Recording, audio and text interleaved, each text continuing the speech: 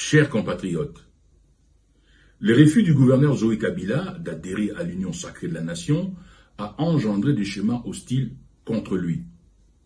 Il se concocte à Kinshasa la manipulation avec corruption et menaces pour une démarche de motion contre le gouverneur du Tanganyika ou sa destitution par le président de la République. Dans les principes de la démocratie pluraliste et au regard des mécanismes de la décentralisation tels que gouvernés par la loi sur la libre administration des provinces, un gouverneur peut être d'une organisation politique différente de celle du président de la République. C'est le cas notamment en Afrique du Sud, dont quelques référents de la décentralisation avaient inspiré les Congolais à Sun City.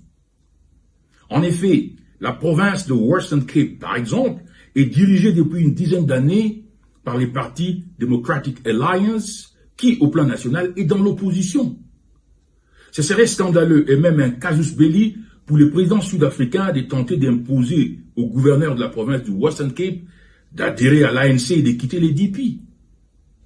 Avec sa tendance totalitaire imposant son union sacrée à tous les Congolais, dont le genre Olinga, Olingate, Ozana impair, le président Tshisekedi, qui, rappelons-le, a été élu avec 36% de votes dans des conditions encore discutables, devient de plus en plus un despote dangereux pour l'unité et la cohésion nationale.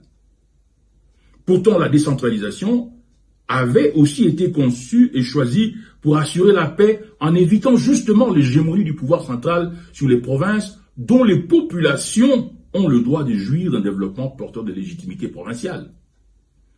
La province du Tanganyika connaît effectivement aujourd'hui une reconstruction accélérée grâce à un gouverneur dont les talents de développeur moderniste est incontestable. Chercher à l'évincer par politique aérienne abjecte avec modalité inconstitutionnelle, c'est chercher à déstabiliser la province et retarder son développement. Nous en appelons donc aux Congolais de la province du Tanganyika de résister contre la violation de la libre administration des provinces, de rejeter la dictature de M. Tshisekedi contre le développement de leur entité.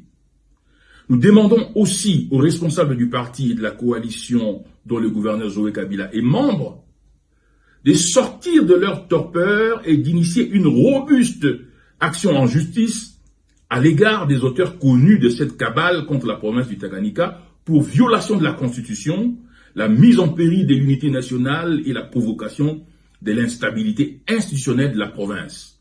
Les députés, sénateurs, cadres et militants du parti et de la coalition dont ce gouverneur est membre, ainsi que les notables et ressortissants de cette province, ont le devoir de saisir les conseils de sécurité, les sages de l'Union africaine, l'Union européenne, pour dénoncer les dangers de l'implosion de la RDC comme en Tigré en Éthiopie à cause de l'entreprise totalitaire de M. Tshisekedi. Que Dieu bénisse la RDC et que vive la République rationaliste.